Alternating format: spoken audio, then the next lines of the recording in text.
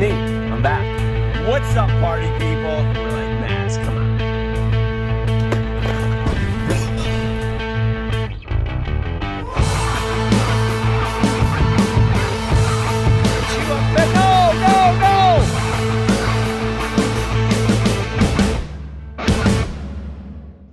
All right, this show is taking a turn for the. What's going on, everyone? Welcome to a banger of a show today. This is MONSTERBASS Live, and today we are going to solve Alzheimer's disease, and I'm going to bring in my two esteemed guests who are very knowledgeable in the community of this brain disease, and we're going to talk about it. So let me bring in my guests. Hello, guests. I've got the esteemed Dr. Hollingsworth and Dr. Aronowitz. Welcome, gentlemen, to MONSTERBASS Live. How are you today? Wish I was fishing. Doctor. Yeah, doctor. No, I think I saw you put a mint in, and I asked if it was a Zims, if you're trying for mental clarity. Joe Rogan has talked about these Zims with nicotine and the benefits. I want to go right on the record. I am not promoting nicotine in any way, shape, or form, but there is some discussion of how it can benefit. It's a medicine. It's from tobacco, but I'm presenting it, but I'm backing away kind of quick. Wow. Well, I've been, ever since you said this about 4 minutes ago, I've been pouring myself into research. Yeah. And the doctor is Dr. Nystrom, who did a study. Now, granted, full disclosure, I am getting my information from a website called NicoKick. So I think that they're pro-nicotine here. Yeah. But it talks about the nicotine and the positive effects it can have on weight loss, on dementia, improving focus. Yeah. That's where the reference came. There was a young man, he had like a PhD. His mother was suffering of dementia, Alzheimer's, and he was messing around with the alkaloid. I guess it comes from the nightshade family. That's the tobacco plant. There's other things in the nightshade. I listen to too many podcasts. Yeah, tomatoes. So So there's medicine values to all these different things. I think there's a purpose of why it was put on this planet. Smoking it, that's a really bad way to go. But nicotine, I do believe, has some medicinal purposes as a medicine. But I didn't know what you were taking. I was asking if you're getting pumped for the show. So turns out it was a mint. So sadly, because if it was a Zin, I would be willing to be a guinea pig to try these for research sake. For science, yeah. Unfortunately, all I've got is these Altoids, and they have no nicotine in them, but I have surprisingly and curiously fresh breath. Yeah, you put 7 in your mouth in the last 3 minutes since we've been live. Yeah, he's loving it. No, I love the cinnamon Altoids, but that's this whole thing is like maybe you should try it and we'll see how it goes. There's also smelling salts. I was actually listening. They were doing smelling salts on the Joe Rogan show as well. So, getting psyched, getting ready. I'm excited to talk fishing, but I don't think I need the medicinal compounds. Caffeine's about as far as I go, so we're good. Well, for those keeping score at home, I need the medicinal compounds. And so I'm going to be pounding these curiously strong mints. And I wish we were sponsored by Altoids, but we're not. And I do want to go on record and say that I was 6-0 last week in my picks for 2 out of 3 weeks. So I'm pretty excited. But enough about me. I thought I'd flip the script a little bit. Chris, I know a little bit about you because, You're just chewing on those Altoids. Yeah. Sorry. I'm going to go through the whole thing today. I might even do Altoid snooters. I don't know. Can you actually just suck on a mint? Because if I put a mint in, I have to chew it. My wife knows after being married for as long as we have, Kelly just always hands me 2. Like I have a thing. I don't want one Tic Tac. I don't want one mint. I want 2 at a time, and I crunch it like a little kid. Well, I got to cross that question off my list now. Yeah, this is a family show. That question should have been crossed off well in advance. Should have. Okay, so let me rephrase it. Are you a chewer? That's all I'm going to say. Do you chew? That's wow, Chris. Avoid it. We're going to have a meeting after this show. You took it downhill in a big hurry. All right. Today I want to learn a little bit about you, and I want to share a little bit about you with our viewership. And so, if you don't mind humoring me today, like, tell me about you and your family growing up. Like, what were you like? What were you into? And So you're talking like high schoolish, Chris, grade school, Chris. I could go back. Like I lived in Texas when I was young, and I was addicted to sports. But I was in Texas in like the Houston area when like the Cowboys were America's team, like Tony Dorsett. Houston Oilers had Earl Campbell. That's back when the Houston Astros had Nolan Ryan. So like the greatest sports teams in the Texas era way back when. They didn't even need to cheat. They were so good back then. That was back when they actually could play the sports, and they did really well. But so Too Tall Jones, I'd play football in my front yard with my brother. And then in the same area in the cul-de-sac we lived, my best friend, Chad Mikey, their dad was like a motocross champion. So he had this trophy room. And so I got interested in like BMX bikes and pretending I was a motocross rider. And then we moved to California, and then we moved to Lake of the Pines and moved onto the lake at this place where I live now. And it was just like, I was just an outdoor kid, outside all the time, goofing off. Kind of did Cub Scouts a little bit when I was young, but then I transitioned into like this whole, I don't even know how I got into like skateboarding, snowboarding, and kind of went away from team sports. And that was that weird transition, is like my family was so team sport oriented. And then I became a sponsored snowboarder and kind of drifted away from all that. But that kind of gives you a background. I was always outside goofing off, avoided mischief, like school, kind of crazy, but that's little Chris. Did you buy BMX magazines? I don't really remember buying BMX magazines. I was just mesmerized, like mag wheels, like when we had like the BMX bike and we would jump our bikes over stuff. And I remember like building like 55-gallon, like we were building big jumps. And so like a full sheet of plywood, a 55-gallon drum.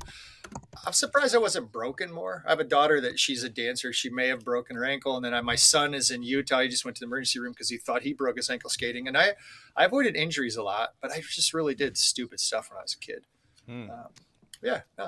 What was your earliest memory of being a kid and fishing? And Texas, Galveston.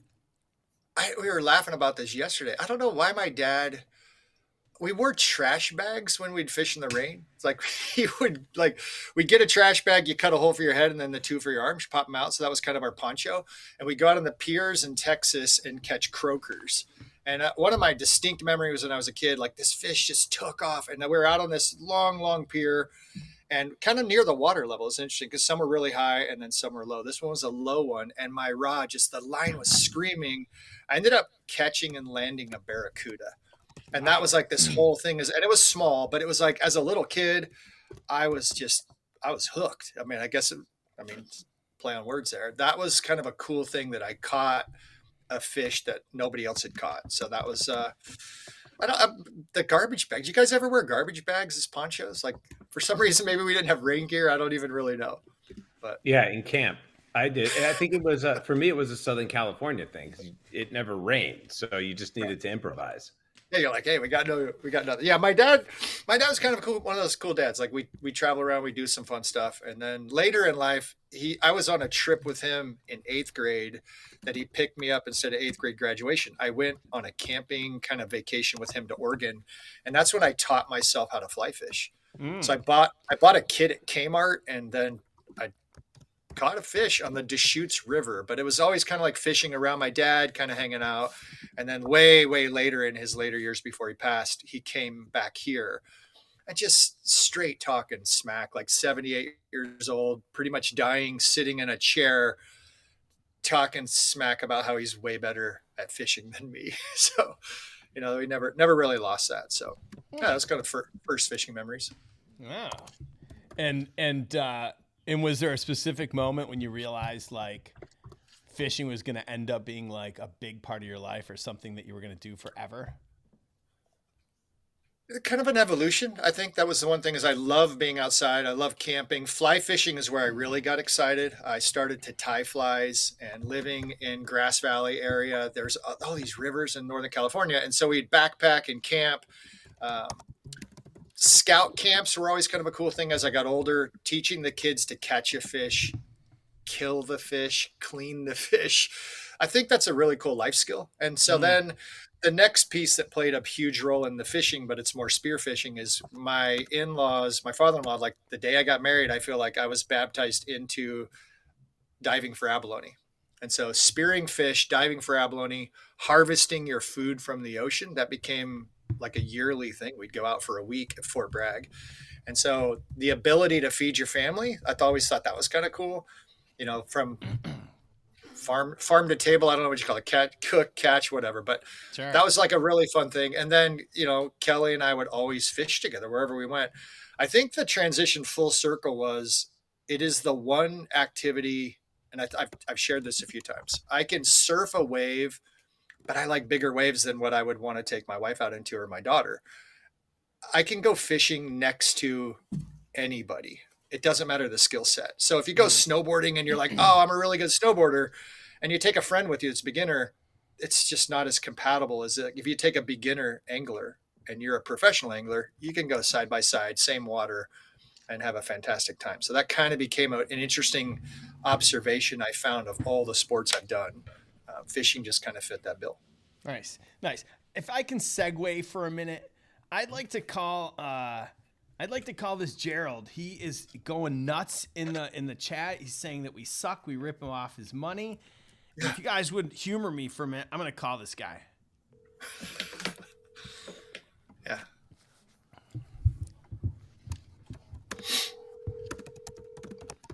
Watch him not answer now. Did you get rid of him, Rafi? I put him in timeout, but I also have his information pulled up too, and I was about to call him, so we're on the same page. Now he's not answering. Yeah. I also gave him the email address for support. Yeah. Hold on. I want to leave him a nice message. I want to try and solve his problems. Yeah, let's take care of it. I'd be glad to get back in touch with you. You have a blessed, wonderful day. Hey, Gerald, this is Rick from Monster Bass. I see in the chat that you're having a little bit of frustrations with the company regarding some of your orders. I'd be happy to speak with you after Monster Bass Live today, look through your orders and see if we can't figure out what's going on with the shipments that we sent to you. So give me a call when you get a chance, anytime after 9 p.m. Eastern. Thanks. Bye. All right. Sorry. No, that's great. This is what it's about. Like we got. Did he give you any reference? Like, what's he mad about? He says Monster Bass sucks. Monster Bass is a ripoff. Monster Bass ripped me off. I paid for 3 boxes. I never got them. Quit smacking whatever you're eating. Are you high on drugs, you dirtbag? You ripped me off $1,000. That was. Oh, there's Gerald. There's Gerald. Hold on. All right. Let's go. Let him know. Yeah, let him know he's alive. Yeah, I'm here. Hey, Gerald, I just want to let you know you're live on Monster Bass Live. Is that okay? Yeah, I know I'm live. Okay. Check it out. Okay. Well, I've complained to your customer service at least 20 times. 20? If you can pull my information up, look and see how many times I've tried to contact your support and can't talk to nobody. And all y'all do is y'all gave me fake codes that don't work to get this discount. All right. Well, from the number, look, I bought stuff from y'all because of your advertisement. Okay. And, thank you. And y'all promised me $90 worth of free stuff right off the bat. I bought 3 platinum boxes. Okay. 3 platinum boxes. Yeah. I've yet to receive the first one. Okay. Well, Gerald, Gerald. And it says delivered. All right, Gerald. Hold on a sec. Let me try and help you. Okay. So first things first. Can I confirm your address? Is it?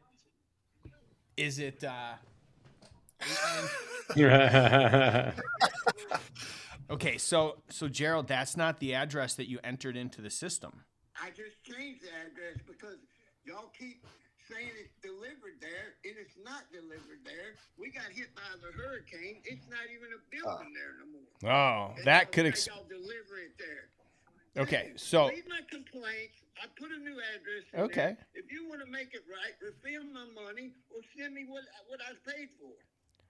I'm happy to. I will be happy to call you after the show, talk through this, and see if I can't figure out the best way to make this happen, because if you're not receiving your orders, the last thing I want to do is send you more stuff and then you tell me that you don't receive it. Oh, yeah. Now I'm a liar, right? No. I'm not saying you're a liar. I'm saying, could I call you back after the show, because I want to make sure I get you some. I'd be glad to have a conversation with you, sir. All right. Thanks, Gerald. My name's Rick. My name's Gerald Kruger. My daddy used to fish for Strike King Lure Company for years. All right. I know Charles Spence. I got a pretty good history in the bass field. All right, Gerald, I'll tell you what. I want to hear all about this, but I'm live on a show. Yeah. All right, I'll call you after. Yeah. All right. Bye-bye. Wow. We'll see. All right, Gerald, I get it. He's fired up. We delivered boxes to a building that got destroyed in a hurricane or something like that. And I mean, I don't know. I'm doing my best, Gerald. I promise I'll call you afterwards. His neighbor's over there sitting with 3 nice boxes. Totally. He's out fishing right now, having the time of his life. So totally. get that guy squared away. He'll be happy. Yeah. I like, you know what? I like it. He wants what he's ordered. He's entitled to that. That guy, he wasn't being unreasonable. Good for him. Get him taken care of. Well, he did tell me I was doing drugs and that I was high on something. Hey, he's watching you munch like a full pack of Zims or whatever you got inside that Altoids thing. Altoids. I don't have Zims. Okay. I'm gonna get them for when I come back. All right. I'm gonna have to. Where are you going? I am leaving for to do some research.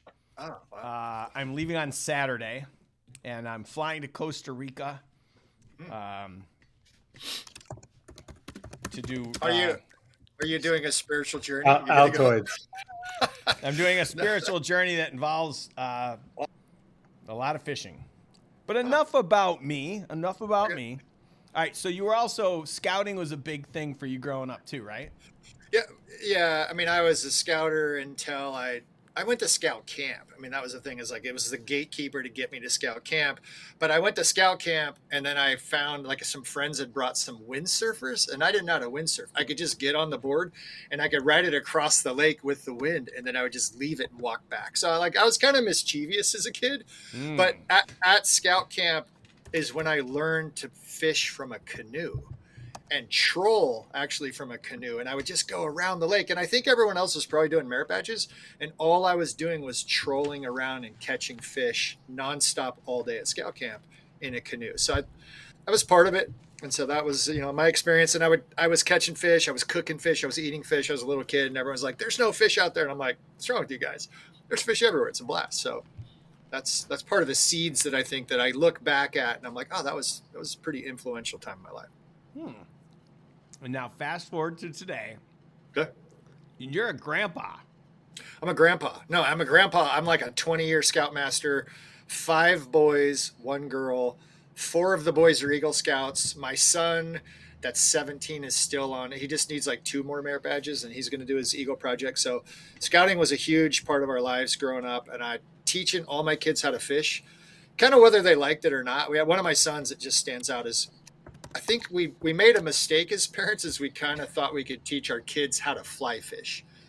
That's a pretty difficult task, but they could all just standard fish, traditional fishing. That was pretty easy. But we'd go fly fishing. We got the Mammoth Lakes, and we're putting on triathlons and events. And so one of my sons, he would just swim in the water. And so he would like jump in, splash around, scare all the fish. That was just kind of his deal, because fly fishing, it's pretty tough. And so, they all now can fish on their own. They catch fish no matter where they're at. They send home pictures. It's kind of a cool thing, but that's a skill that definitely was passed along. They all dive.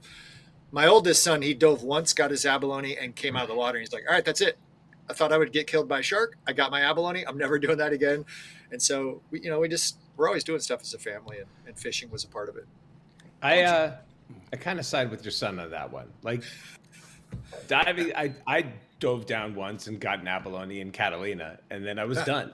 And the thing that messes me up is that there's no, or at least with the mask that I was wearing, there's no peripheral vision.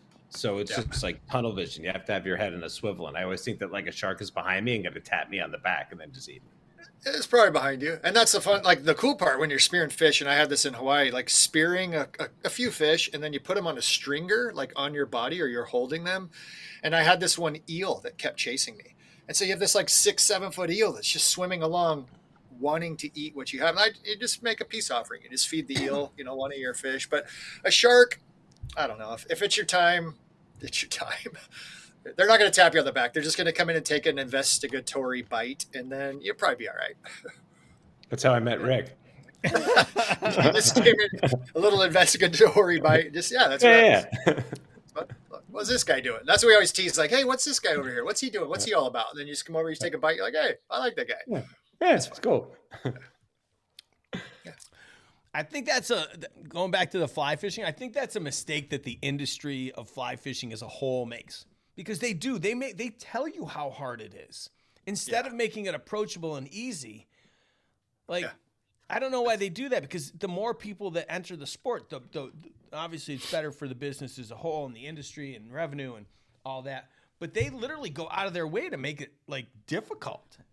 Yeah, it's a gatekeeper kind of thing. And if you're a fly fisherman, angler, all these things, I don't even know what pronouns we're supposed to use with angling, fishing, but if you go fly fishing, there's certain spots that are great.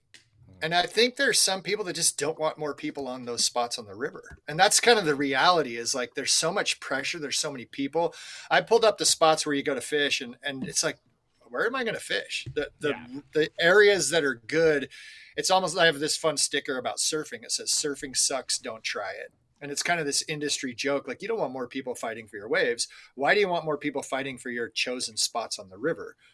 And then fly fishing, I mean, you can fish all day long, but really it's okay, you're looking for the hatch, early morning, evening, you get the dry fly. And so there's just so few times that it's perfect. You kind of don't want other people. So I don't know if that's so much of the industry.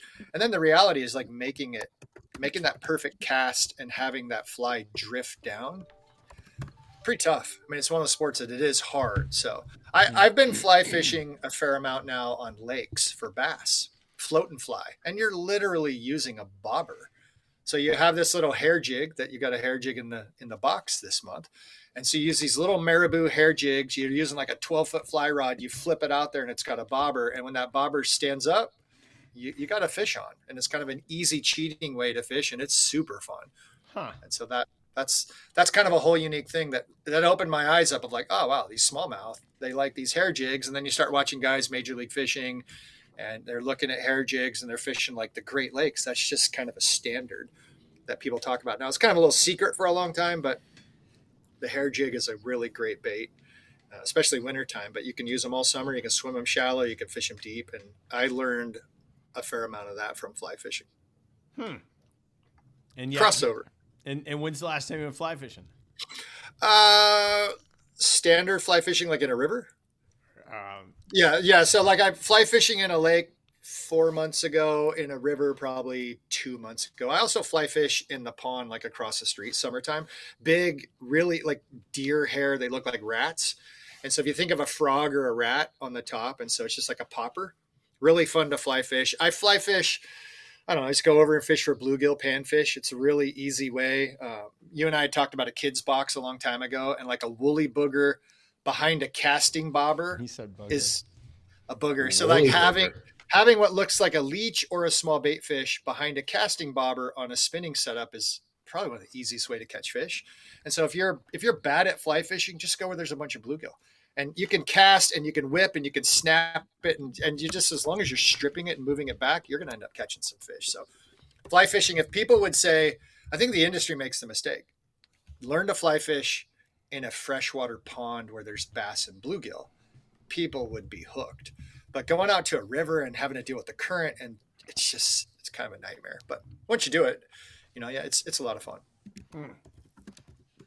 And how many grandkids do you have? We have 3 and 1 more on the way. How long have you been married? I've been married since 1990. So if you go out, we got 34 years. Yeah, to high school sweetheart. But you've been together for how long? Add probably 3 years on top of that, all through high school sweethearts. And when did you know? I mean, she was the catch of the county. She was the head cheerleader. I was a snowboard punk. She was gorgeous. And I was the long-haired kind of hippie. My hair was down past my shoulders. And no way. Yeah, her and her mom. Photos, please. Yeah. I could get you some photos. Like Next week. I mean, I used to have really thick hair, and I would shave around the edges. So this the top was really long, and I'd wear a ponytail. But her and her mom, I guess, were sitting at church, and they're like, "Oh yeah, Chris is cute." And then Kelly's like, "Oh, he does drugs." And so my wife knew from the friends I was associated with, she had this idea that, all these snowboarder punks and skateboarders, but somehow I was able to convince her that I was a good person. And so we started dating, hit it off, fell madly in love with her. And then she's just been like the most supportive human in the world. And Catch the county. She literally was the head cheerleader, and I was the snowboard punky skateboard kid. And then, we got married. And so then it's like, I probably had like 5 or 6 lifetimes compared to most people. So plumbing. Who won what? What? Did you stop doing drugs, or did she start? Which association was more powerful? Being married to me, she should have started doing drugs a long time ago. No, she would have been way better off, like drinking a little bit, smoking a little bit, probably would have helped her out. Like the stress of being married to me, I think her naturopath healthy life is the reason she's been able to deal with being married to me, because I'm in trouble, but bouncing around, golf pro, snowboarder.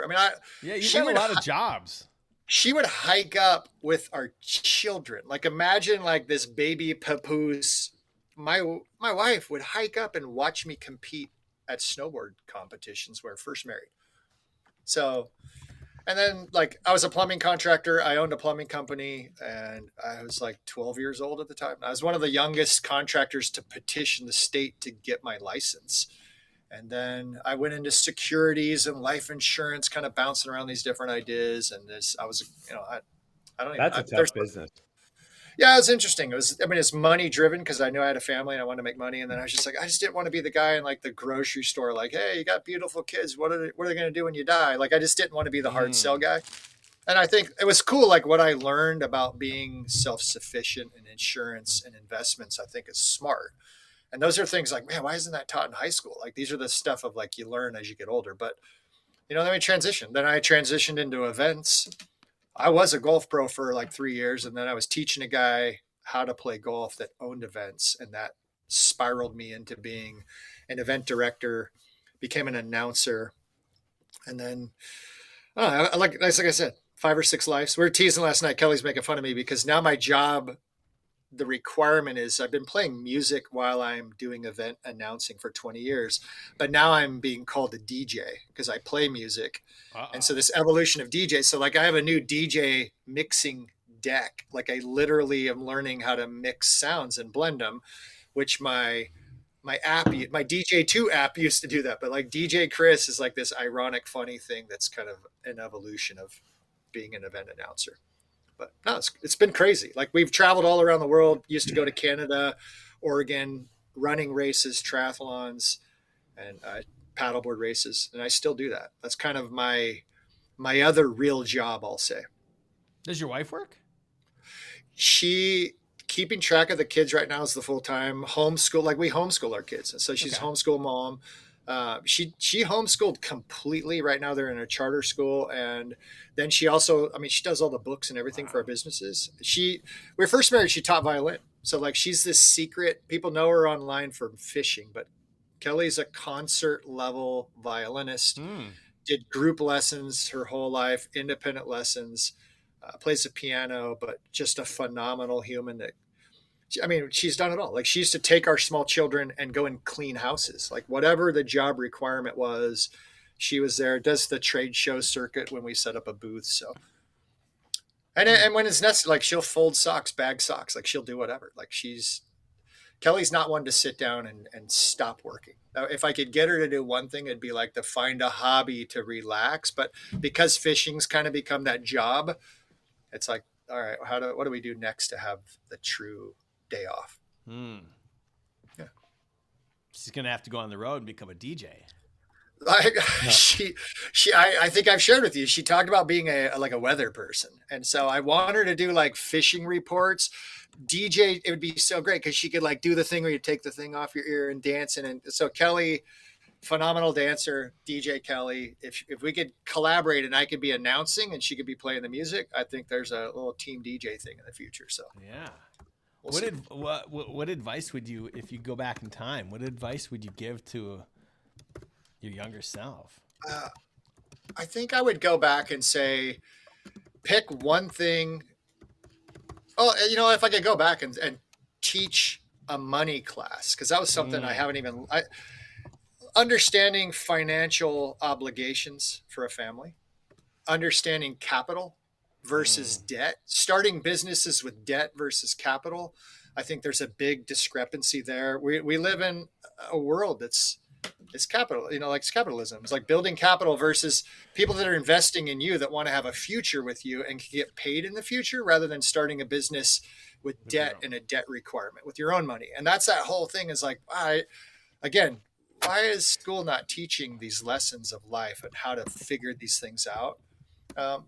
But then again, I wouldn't really want more information. I think life has been a challenge for certain reasons. And I think I've developed skills along the way that have kind of turned into like, okay, I'm 52. I'm pretty happy. I wish things were a little bit different, but not enough to go back and change it. And so the evolution, I'm super excited about today, and I really look forward to tomorrow.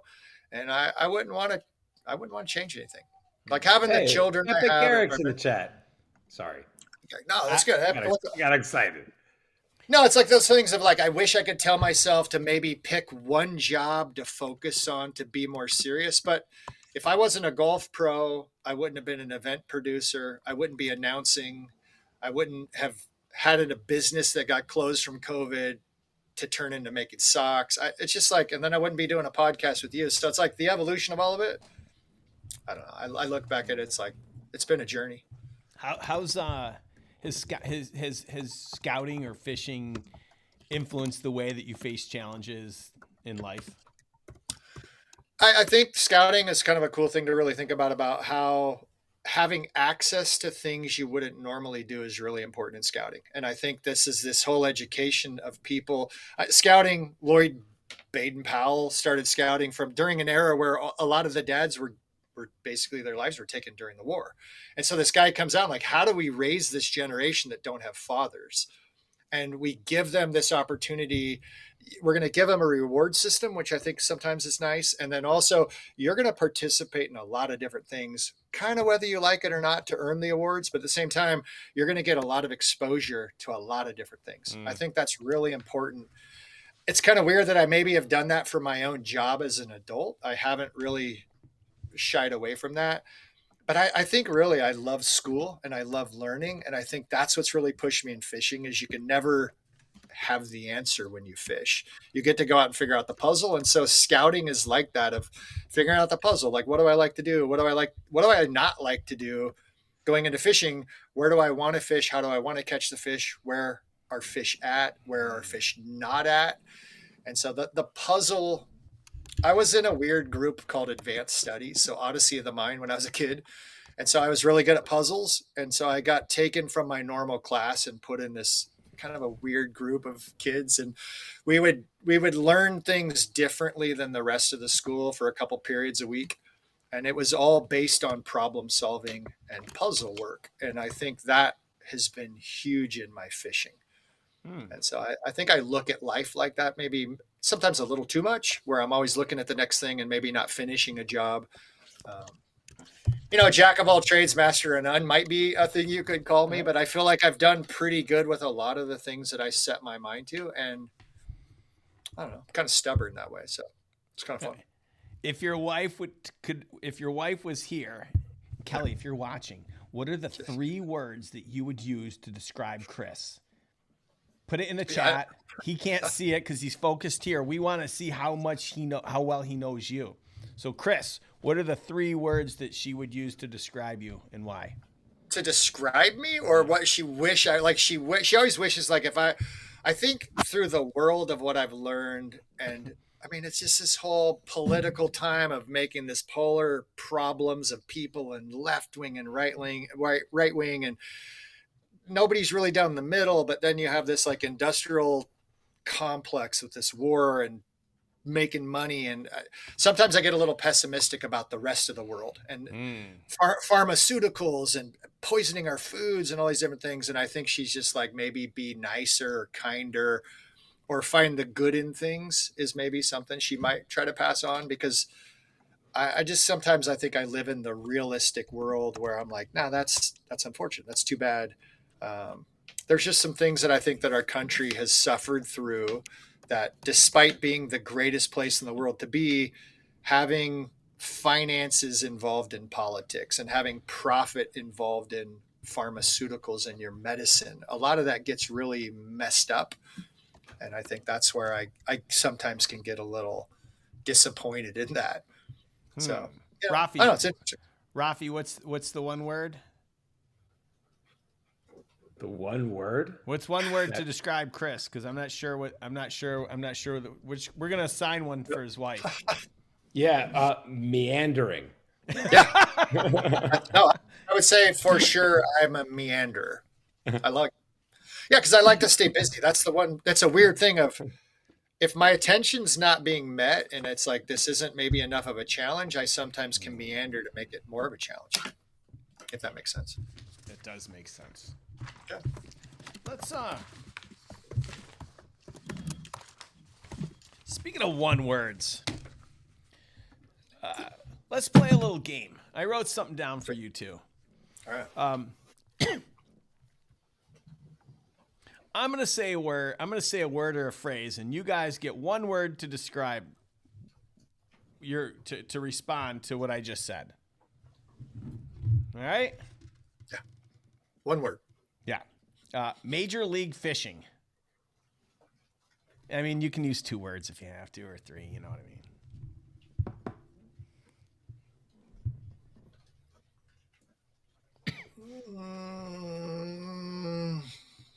Okay.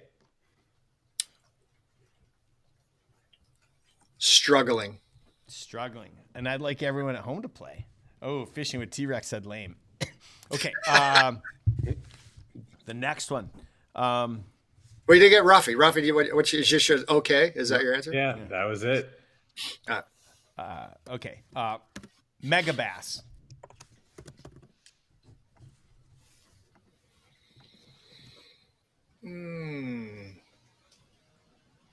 That's a good one. Expensive. Bougie. All right. Anglers' fees being paid. Finally.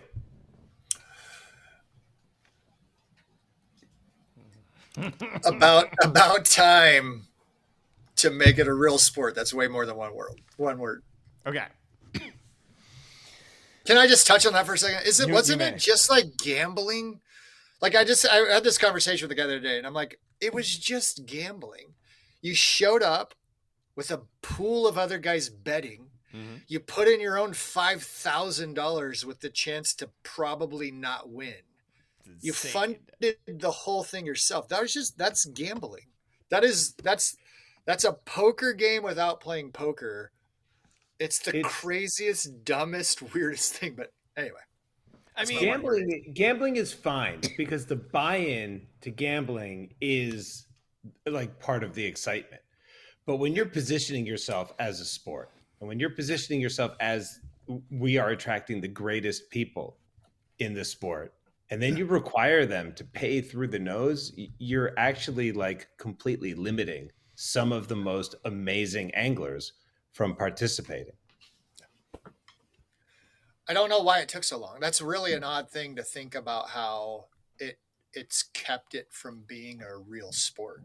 And that's almost like this weird discredit of like, is there anything else like that?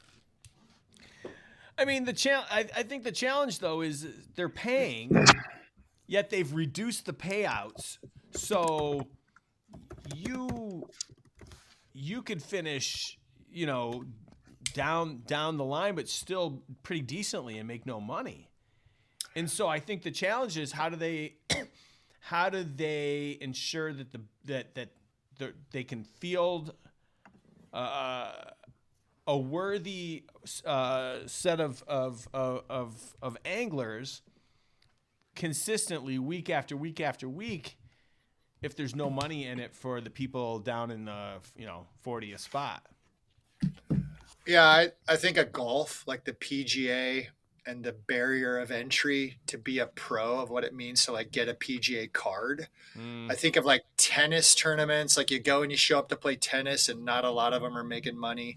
Just like, that's kind of tough. I mean, you think about like they have these, like you look at the Olympics and then there's like the World Cup of running and what they're doing, trying to do with that to make that a more legitimate sport to try to see how there's money.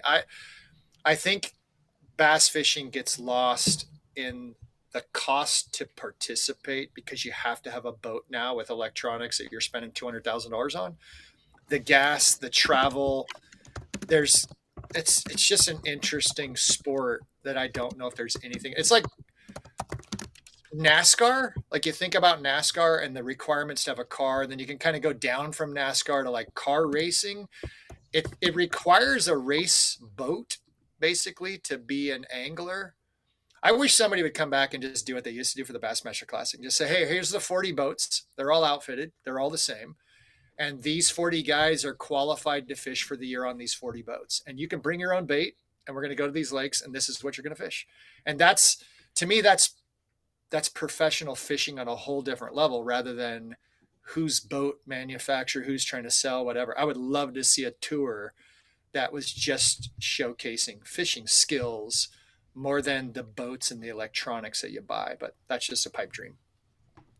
Yeah, that's never going to happen. Yeah, that's crazy, right? Because they're competing against each other with their boat package as well as their fishing. And that's a unique piece. It's like they're I don't know. It's hard. Who's the best angler? Well, who has some of the best equipment? Who's doing what? It gets really complicated really quick. All right, let's go back to this. Where should I start? Gluten-free pasta. I will have your side of the gluten. I'll take your gluten on the side. Surprising. Do you want? My wife just texted me. Funny, highly intelligent, and intense. That's what she just texted.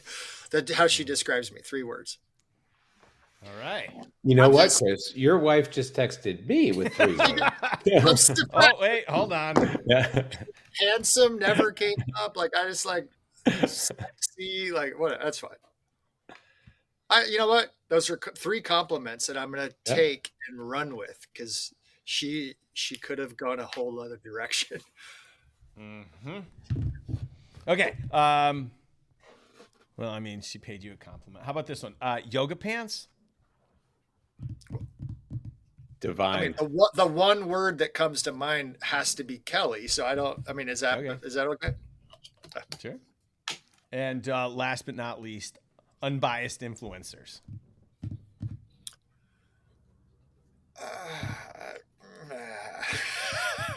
Where? Well, yeah, like that's so okay. Here's what I was going to say. That's funny. Okay. Again, back to this whole meandering Chris's mind, like the gluten-free. I think having leaky gut. I have all these things that my mind goes. I think in too many directions.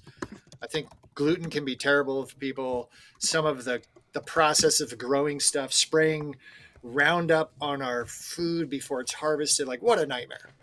But then you're talking about influencers. So I'm going to compartmentalize my thoughts to just unbiased influencers. Love them. Where does that even come from? Like if you're having a job to do a task, and in response to that task you're performing, normally there's compensation. Okay. Aren't you then biased? I mean, I guess if you buy your own stuff then you aren't biased. But if you're if you buy stuff and then you review it, and then you send somebody somewhere to purchase it, so you have links somewhere. Yeah, you're biased. I would love it if there was an influencer that just said, "Hey, this is what I do. I'm going to go, like my daughter watches some of these things, like an unboxing, or they go to Disneyland. They just go to Disneyland. They're there. They're traveling around. They're eating food. They're going on rides. They're doing like an unbiased review. It's awesome. It's great. And then you watch that person develop after a year, and then they're like, oh, I was invited to Disneyland's premium party. I got free tickets. Well, now they're biased. I was invited to stay at this hotel. So then they're getting a free hotel, and they're not, I don't think as a human you can get a free hotel and go there and be like, this place sucks. So there was a book that I loved. So is Hawaii Revealed. They would move to each island and secretly live on the island and review everything. And they were unbiased, meaning they said they were fearful for their lives at times because they gave such honest reviews that business owners wanted to physically hurt them. I think that's an unbiased influencer. Because to be a secret person, I think you'd have to almost be secret in the world of fishing. And I don't think you could be unbiased. But I like the idea because I think that's where the corruption comes into, like being paid. But I also have no harm in being brand loyal and being on the payroll of somebody and being invested in helping build that brand. I think there's some nobility of being loyal and working with somebody. I think that's an important piece as well. Okay, Rick. Yes, sir. That was more than one word. I just want to point. Yeah, wait. No, I already gave you the one word. His wife texted me. She also said wordy. Yeah. So. Yeah. Hey, but okay. in the word influencer, like being unbiased is impossible. Yeah. Like otherwise, how are you influencing people? Just to be neutral? Yeah, that's an oxymoron of some sort of like you're influencing people to not. I'm an unbiased influencer, therefore I want you to do this. Doesn't make any sense. Yeah, I would say that you could influence them to not fish. If you're like, you want to be unbiased in fishing, you're like, everything sucks, don't go fishing. I think that's an easy way to be. Or if you're just one of those people like, this is awesome and everything is awesome, I think you could kind of be unbiased that way too. Okay, and then last but not least, the Guggen Squad. Important. Like, I would say I want to find a good word for this one. Trailblazers. Yeah, both of those are good. Rich. I think Rich is good. They did okay. Dunn is also good. The audience is speaking. Trash, gross, yes. Trash. I would say, you know what the word is? They're influencers. Mm-hmm. That's my word. Biased or unbiased? I actually hope it's biased. I think that's this fun thing is that's why Google works. It's a biased response. We want the best. So they should be, I think that's having opinions and being biased towards what you believe in. I like that. I also like the idea that you're not your ideas and you're not your beliefs, like having the ability to change and learn new things. Mm-hmm. I think that's the evolution of like having disagreements and discussing. So Guggen, I used to think I never watched him. And then now I'll fall into like, I'll see a YouTube of John B going out and fishing in Florida, just kind of like urban fishing. And I'm like, he still fishes? Yeah. It's like, he really cares about the camera angles and letting go of fish. Yeah. And like, just like the artsy side of some of that. I'm like, I really appreciate that. The storytelling and going, and he hooks up with local anglers to try to highlight them a little bit. And then understanding the marketing and building a brand like they're kind of involved in that a little bit, but I think now it's kind of being pulled away. So I don't know. Crazy stuff. Yeah. Rafi, what have we learned so far about Chris? Nothing. In one word? Oh God, who was it? I forget where it was, but said Chris was probably taught by Professor X or whatever from the X-Men. He constantly surprises me, constantly, and he's very wordy. I am paid to talk. That is my job. Yeah. To sit on a microphone for 10 hours at a triathlon and make things up, and that is it's a skill that I've developed. That is an amazing skill, by the way, watching people do the same exact thing over and over and over again and being able to continue to comment on it. Yeah, well, I mean, when a guy runs by and he has no shirt on and he has what looks like a sweater, then you just call out like the guy in a sweater. And then when a beautiful man runs by with his muscles, I can bring attention to that in a nice way that I appreciate the most muscular man in the world that probably shouldn't be running in a running race. He should be a linebacker for the Green Bay Packers. So when you just see things and you just start talking, it's actually fun. Okay, so I go running by. How are you bringing my attention to the crowd? Oh, wow. I'd be like, look at this guy. He's known for fishing, monster bass owner. Rick is out here doing his first 5K ever. He's training because he's in a challenge with Rafi. He's getting ready to run because he wants to climb Kilimanjaro. Like, I could talk about you for an hour of you crossing the line. Ooh, So that's great. I would just say, there he goes. Yeah, there he goes. No, I'd be like, oh, coming hot. There goes that guy. Yeah. Hot off his trip from Costa Rica. He's been doing ayahuasca for 3 weeks straight. He's had, I mean, I could just make stuff up and it's fun, but that's Zen training. There it is, ladies and gentlemen. He's high on a level 8 Lucy running across the finish line. Surprised he still has his pants on. Like, that's the stuff that just comes out of my mouth. And half the time I have no idea what I'm saying. And I'm up there kind of laughing and joking, and seems like people are fine with it. So it's a good time. Lower lip comes into frame first. I'm here today. Oh. Yeah.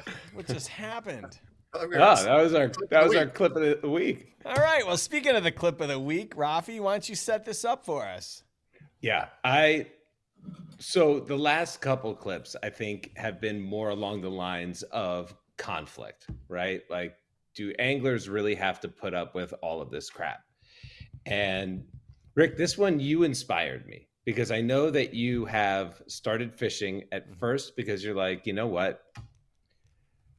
I haven't gone fishing in a very long time. I own a fishing company. I own a fishing brand, and I really need to make more of an effort to do it. And I watched you carve out some time in your schedule, race there, race back.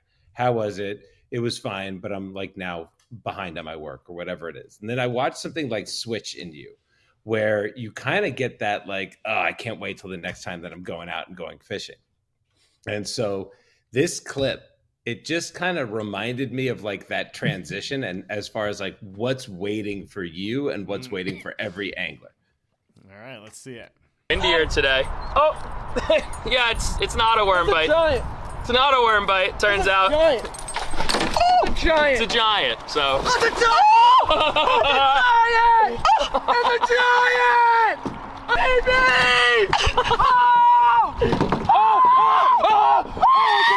It's a giant! It's a giant!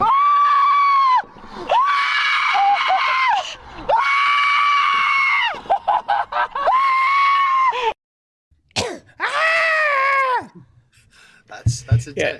He's excited. To me, the magic is in his friend. Like once his friend turns around and sees what this dude is pulling in, and he starts freaking out. Yeah. Like that's what makes a video so great to me. Yeah, giant. Yeah, giant. It's a giant. Yeah, when your guide was on, we touched on that. There's a thing called getting jaded, and once you've caught fish, like you've lost that excitement, like because you almost expect to have good results. When you get to take somebody out and they have that experience for the first time, that's some of the joy that I look to you having. That's why it's fun to be out with somebody like the first time they catch a 3-pounder, then a 4-pounder, then a 5-pounder, or they break off a 7-pounder right at the boat. They're like, oh, but it's just one of those things like you're always looking for the next thing. I think that's a quest. And sometimes it becomes teaching somebody and being there when they do it. I don't scream like that. I kind of wish that I had that emotional response to fishing like that, but I don't think I get that with anything. Do you commentate on your own? You're like, oh, and Mr. Wish I Was Fishing is pulling in a big one. I think part of it was growing up, being a skateboarder and trying to keep your cool. In surfing, there's a certain thing where like you ride a wave and you kick out, and like if you claim it, it was kind of like a nerd thing. Like, oh, the dude claimed his wave, and it's like having that emotion, that response. I think is a fun thing, but I was taught to not share that, to just go back and do your job again. Like, why act like that if you expect to catch a fish like that? No one should do that. But I don't know. It's kind of, my son is watching the Michael Jordan. I think it's, that guy, he's my guy. When he shot that last shot in that game to advance onto the finals, and he jumps up, like he shot the shot at, it's basically like a free throw, but the fadeaway jumper hits it. And then he does that iconic jump in the air and he pumps his fist. That to me is the ultimate claim in all of sports. When I think of somebody claiming what they, and he's so cool and so savvy, but he brought that emotion. He wasn't screaming, wasn't freaking out, but I think that's a proper claim. What those kids are doing, I think that's adorable, but that's just not in me. I don't have that. I think that's what I would suffer from doing YouTube videos, because I think people like that. And I think sometimes that's manufactured. When I see a guy talking about the Guggen squad and they do that over and over again, guys, it's like, how many fish have you caught? Like you kind of act like you've caught your first fish. So I think some of that can be manufactured. Yeah, Rick, you brought that. We were just talking about that today when you were watching some of the fishing shows, right? Yeah, it's like I watched the video and I was like, oh, I'm pretty mild mannered. I'm not, super excited. I'm happy to be there. I'm catching fish. It's great. And I was like, wow, you really have to play a part. And there's got to be some intention on setting this stage for YouTube. And so I went back and I started watching like some old Andrew Flair videos, some old Alex Rudd videos. And yeah, like they lose their minds when they catch fish. And they get all excited. And I realized I'm going to start doing that. So in the next video I send, I'm going to be catching 1 pounders. I'm going to be freaking out. Like I'm going to stuff an onion in my pocket and I'm going to fall to my knees. I'm going to cry. I'm going to thank God. I'm going to get really excited for the 1 pounders. It's going to be the most memorable video ever. And I think there's a market for that. And I've always thought that's just kind of a low entry. I mean, that's the thing that I share when we're talking about Guggens and that whole, I don't really watch videos for that. And I don't fish for that. My job of fishing is I expect to go out and catch good fish, but I also like being outside. I like getting vitamin D. I like the experience of figuring something out. And so it's it'd be like figuring out the last piece of a puzzle and jumping up down. No, you just put the last piece of the puzzle and you're like, yeah, crush that. Where's the next puzzle? And it's the same kind of thing of you catch a fish and you're like, all right, that was cool. Probably another one down there bigger. Let's go catch that one too. Yeah. Yeah. It's different things for different people, but I admire it. I can appreciate it as long as it feels authentic, but as soon as it feels forced and cheap, I think that's a discredit to all of us. All right. So don't watch my next video then. Yeah, I mean, can you share? I saw a video of you. Can we dive into? There seems to be you're really intense. You might have some anger issues that we might need to address. I was trying to figure out how to get it on here, and for whatever reason, it's not letting me. Yeah, it's not letting me. Yeah, it's I've never broken a rod over my knee, and. Can you just share I think you said you thought you had hooked into a good fish. You missed the fish. Hold on. Rick, your voice is beautiful, Rick. Yeah, no, you sound great. Here, I don't know if you guys can see this. Oh yeah, it looks good.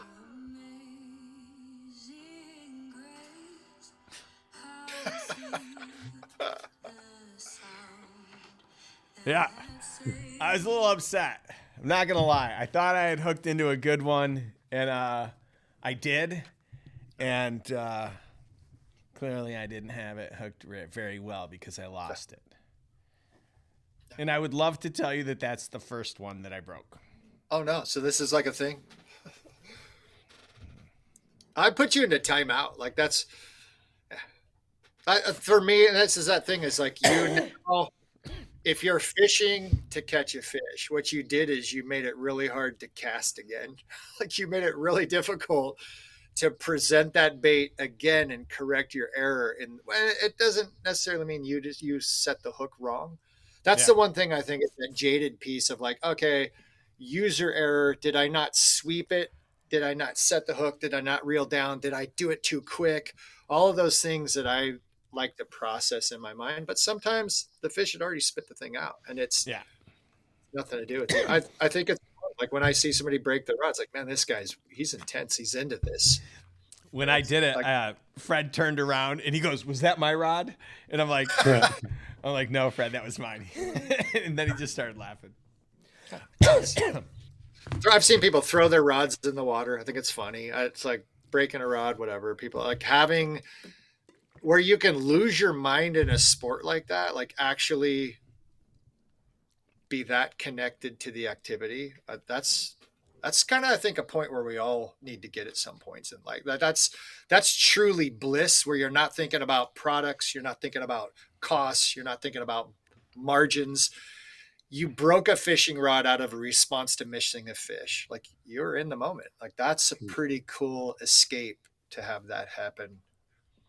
Maybe anger issues, Rafi. I think you want to say something, but at the same time, I'm saying he taught the fish a lesson. But I don't know if it's George Rodriguez or Jorge Rodriguez. Had something. Yeah, Jorge. So Jorge had something in the comments. He said that video of Rick breaking a rod honestly made me mad. Like, I understand it's an insurance promotion, but as a person who can't afford a good rod, it hurt me seeing a perfectly good rod being broken. Yeah. Fair enough. Jorge, I appreciate your comment on that.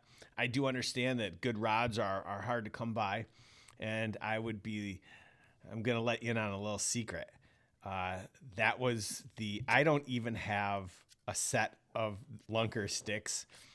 Those were the, what do you call them? Like the factory design, the prototype models that the factory designed. That one didn't even have cork on it. So just between you and me, it was not an actual lunker stick. It was one of the prototype models that I broke. So I hope that clarifies my intention. So it does. I'm speaking on behalf of Jorge. Jorge said it. I will not be sharing my fishing rods with you when we fish together, but that's fine. Yeah. It's okay. Well, you only get one take at an insurance promotion, so. Yeah, no, I liked it. It's good. What do you say we let's go look at some trophy room catches? Let's do it. Hey, while you're digging through this, I saw an update that you're going to have the nation broken down by lake. We're going to start keeping track of people. We're going to see who's got the leaderboard at each lake. When's that going live? I have no idea what you're talking about. Come on. That was your video. I was watching a video of you. Yeah, you were talking about send in and submit. You're going to start tracking by lake. Yeah, you can do that right now. So if you've got a catch that you're proud of from this past weekend, yesterday, today, or it's your PB, you can head over to monsterbass.com/PB, upload a pic. It'll feed a leaderboard. We're going to get to see who's caught the biggest bass in the Monster Bass community. We're going to get to see who's caught the biggest bass in each state. We're going to get to see who's caught the biggest bass on every lake. And, phase 2 of this will be, some sort of prizes and some sort of tournament. I don't know, but some of that functionality is already built in and ready to go. So let's not. Let's take a look at some of these catches. This is Dan. Dan, he kind of looks like Alton Jones Jr. 7 pounds, 0 ounces on a wacky rig out of New Jersey. All right, Kyle owns 6 pounds, 9 ounces. I guess he brought it home for a. Is this like a? Yeah, it's like in his living room. Yeah, totally. Yeah, that's not. He printed his picture. I like that. Yeah. Yeah, he did. Yeah, this is going on canvas somewhere. Yeah, he's gonna make a G clay print. Like that's going. It's going to the bedroom. That's nice. It looks like it's on his truck seat. Nothing says. Anyway. Nothing says welcome home like your best catch. I like Eric Sibley, 1 pound, 9 ounces out of Michigan on the Bait Labs Papa Chomp. Good work, buddy. Good work. I mean, he's got something. What is that sticking out of the gills? No, it's just the fin of the fish. He's just ready. He did a good job. He's got his little hook on his hat. All right. Stoked. Stephen Gordon, 3 pounds, 2 ounces on a jackhammer. And then Hiking with his fish. Last but not least. Wait a minute. All right. Last but not least, Chris Felice in Iowa on a Thunder Cricket, 5.5 pounds. Nice work. I mean, Yeah. They look Looks pretty like good. he looks like he has like the fingers of the Lord gracing him in that picture too. He does. He's being blessed. I like this guy. Yeah. All right. We're getting down towards the end of the show, and it's a big weekend. I don't know if you guys know this. I'm excited. But Mike Tyson Ooh. is fighting. Is pretending to fight. Pretending to fight this weekend. He's a non-biased influencer. Like, yeah. Yeah. So my question to both of you and to everyone in the chat, who is winning this fight? Who do we want to win, or who do we think is going to win? Because that's a good question, and you're right that we do need clarification. Because I actually just turned on just before the show. I was finishing up a couple sock orders. I was watching. There's like a 3-show part of the countdown to the fight, and Mr. Logan Paul, like that guy's become. He's got a powerful right hook. He could take out Tyson.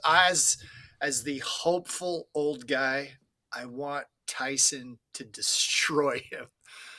I want him to knock him into next week. That would be amazing. But I don't know if a guy that was he 58? I don't know if a guy that's 58 is fast enough to do it. I don't know. I mean, if you watch those videos of Paul in the gym, he's a beast. He's got. I mean, I get exposed to weird stuff. Like the guy that he does his breath work with was the opening breath work person at the Travis Barker run. That guy helps some of the top athletes in the world. And as he's sitting there and he set his intentions, and it's like all this weird stuff that all these professionals do is working. And he has the power to knock out Tyson for sure. So I just hope that Tyson doesn't get hurt. I hate the thought of a guy that's 58, but they're getting paid. They understand the risk. If Logan catches him with the right, I'm a lot more cynical than that. Yeah, what do you got? I'm with you. I want Tyson to light him up. But I think looking for Lunker said it the best. It's just the bookies and the promoters are really going to win the fight. And the rest of us are going to lose because it's a bunch of people who are out there throwing soft punches, and it's just like an exhibition. And they're going to end the fight talking about how fierce and ferocious the other person is, and it's just going to be stupid.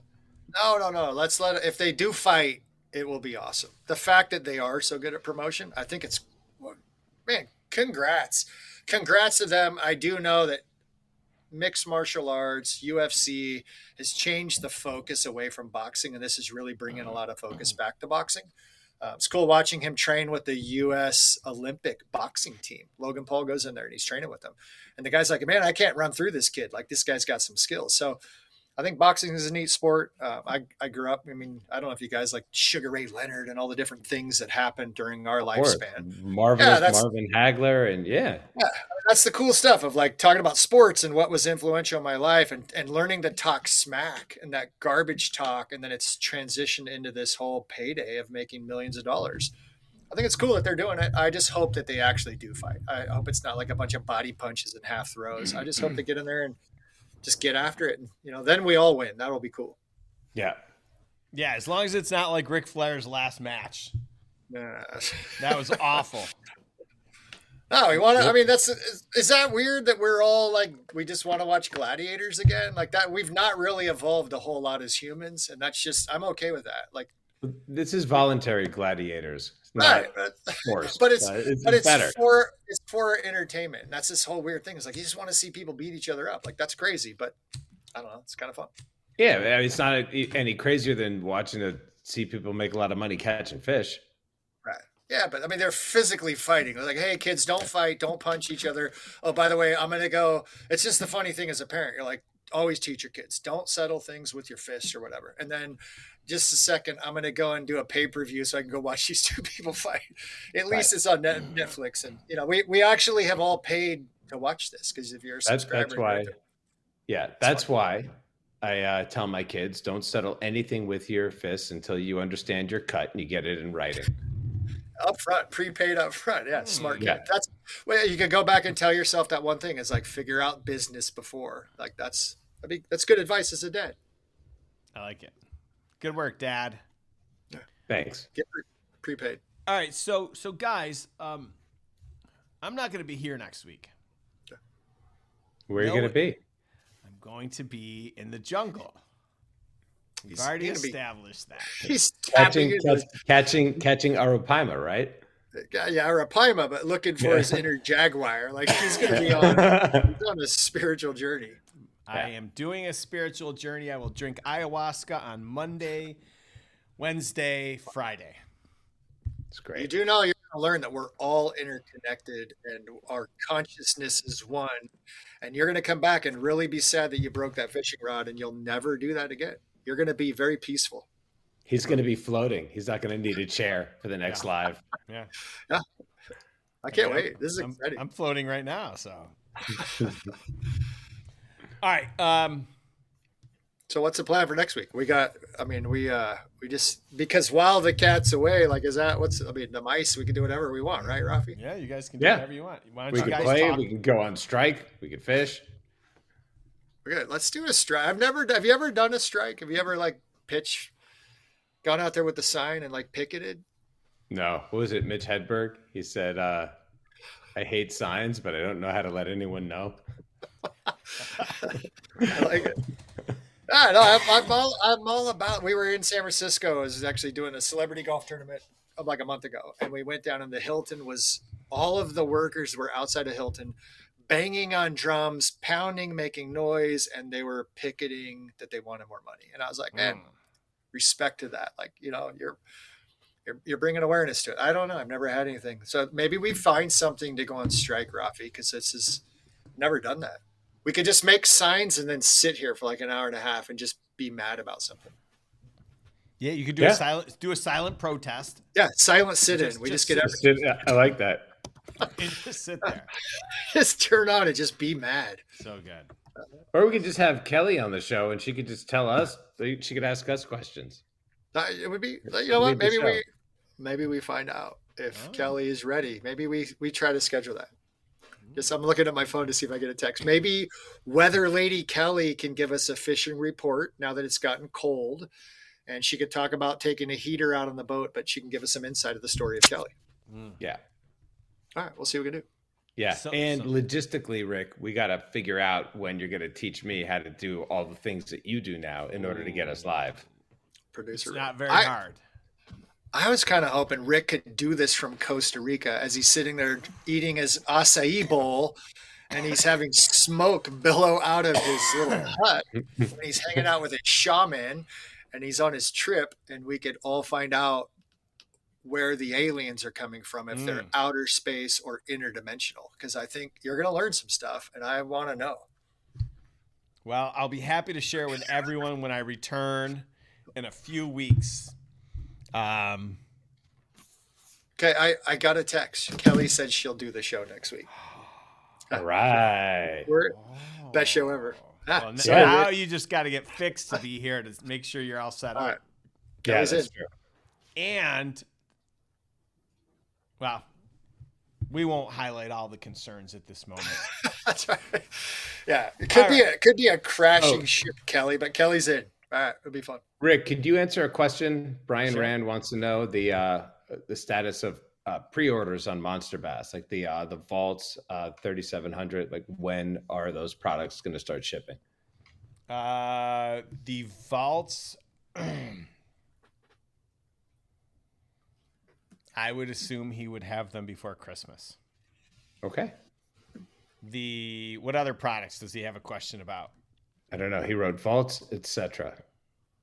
The Debo's, the Little Banger, that is a collaboration with Debo arrived today. The Monster Box 36s, 37s, and 3700 Deeps arrived. The vaults have not. The Hammer, which is a single Colorado finesse spinnerbait, arrived. What else? The Prop Spy. We got the Prop Spy from Bucket Mouth. I think those arrived. What else is on pre-order? True spy bait, like a double blade. It's like a sinking winter time. That's a goal of mine this year. I want to perfect the spy bait. Oh, and then the BFS rods. The BFS rods, I don't have a ship date yet because we made one more change to it. This is like the 9th change we've made to this. And I don't have an answer on that. So hopefully that answers Brian's questions. And Brian, if you could comment in the chat, did you get your new slides? You know, the Mountain Dew ones? Because I want to make sure you get yeah. And Brian's purchased some fish socks. I got to tell Brian thank you, but I'd love to see the fish socks in the slides. I think that's a good look. And I think that, Rick, that was what you're missing, the comfy foot hugging benefits of the fish socks. If you would not have broken the rod had you been in the fish socks. That's all. Probably not. Yeah. Someone commented that I should have painted all my toes, and then I would have probably not broken the rod. You did. Did you notice what Coley said? I think her comment was good. The fish saw your shoes and wanted no part of that. That's pretty clever. I did. All right, guys. Today's golden ticket. If you've got today's golden ticket number, email me at marketing@monsterbass.com. Take a picture of the golden ticket number and yourself. Send it to us. Make sure we get your address. Make sure we get your phone number. I really want to give some stuff out because I'm making more room in the garage than ever before. It's very, very exciting. And if I don't get stuff out there and move my car in, my girlfriend will find a way to fill the garage with stuff that's probably sitting in like her storage unit. I mean, she's got a storage unit that she pays. You know what I just found out, you guys? Oh, my God. My girlfriend has a storage unit that she pays $400 a month to store crap that she probably doesn't even want. And I'm like, the moment she told me this, I was like, this isn't yours, Rick. You're not paying the bill.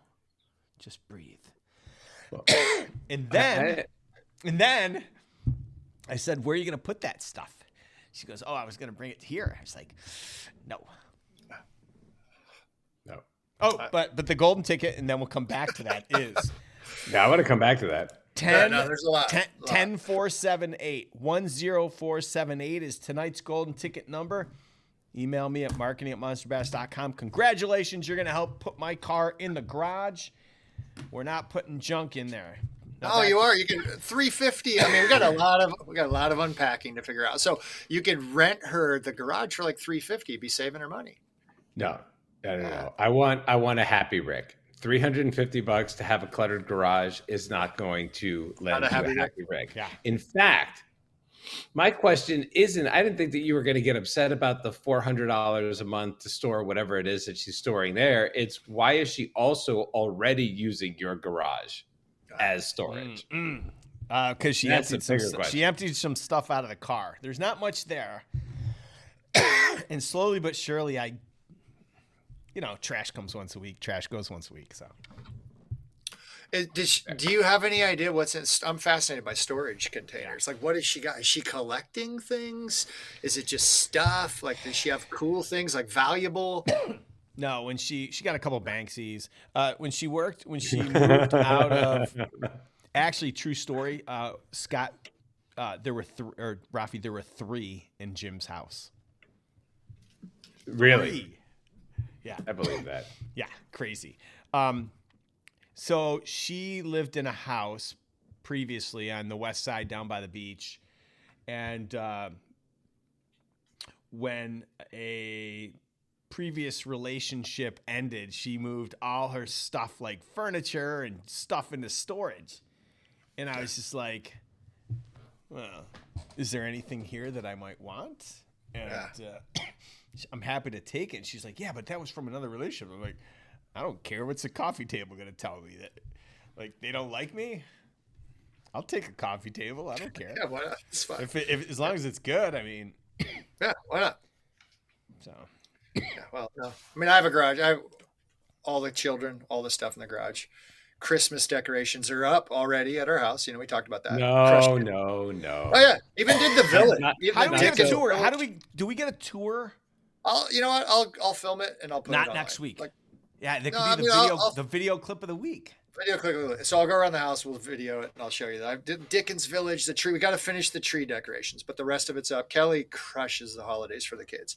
But in our garage, I have 1,200 Santa suits, and I kind of want to bring them to your house because we had the Sacramento Santa run for like 8 years. But we could do a giveaway we got 1,200 Santa suits. So like, we got to figure this out. Like to do a fishing tournament where everyone gets a Santa suit. Maybe we'll brainstorm.